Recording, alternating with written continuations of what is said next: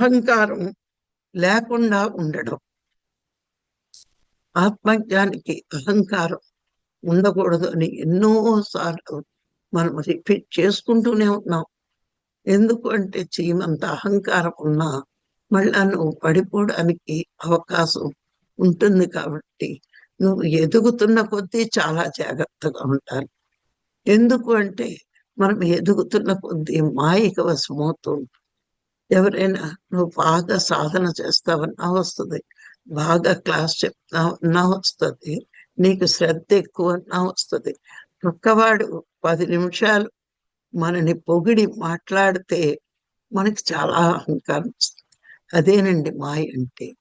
మరి ఆ మాయకు కూడా దాటాలి అంటే ఎంత ఎదిగినా ఎప్పుడూ కూడా ఒకటే అనుకోవాలి, నేను ఇంకా ఆత్మదర్శనం పొందలేదంటే నేను ఎదగవలసింది ఇంకా ఉంది, చెయ్యవలసిన సాధన ఇంకా ఉంది, పొందవలసిన జ్ఞానం ఇంకా ఉంది, నేను ఇంకా బాగా సాధన చెయ్యాలి, ఇంకా జ్ఞానం పెంచుకోవడానికి స్వాధ్యాయం చెయ్యాలి, గురువు చెప్పిన సాధనని ఆచరణలో పెట్టుకోవాలి అని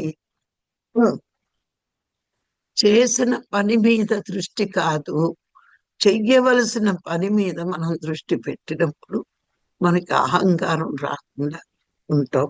అలాగే నిశ్చింతగా ఉండగలగాలి. ఎందుకు అంటే అంతా భగవంతుడే అని తెలిసినప్పుడు అన్నిటికీ మనం రెడీ అయిపోవాలి. అందుకే పత్రిసారి అంటారు, ఏదైనా వస్తుంటే వస్తూ ఉందని సంబరపడకు, పోతూ ఉందని బాధపడకు, ఉంటే ఉంటుంది, పోతే పోతుంది, ఏది శాశ్వతం కాదు. ఈవేళ వస్తుంది అని సంబరపడవద్దు, రేపు పోయినప్పుడు బాధపడవద్దు. నిశ్చింత. వచ్చేవన్నీ పోయేవే, సృష్టించేవన్నీ నశించేవే.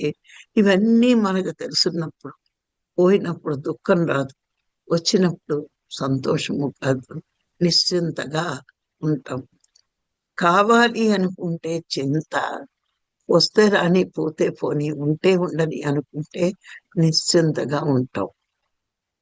మన చిత్తం ఎప్పుడు నిశ్చింతగా ఉంటుందో అప్పుడు సాధన బాగా కుదురుతుందండి. అది సాధన బాగా కుదురుతుంది.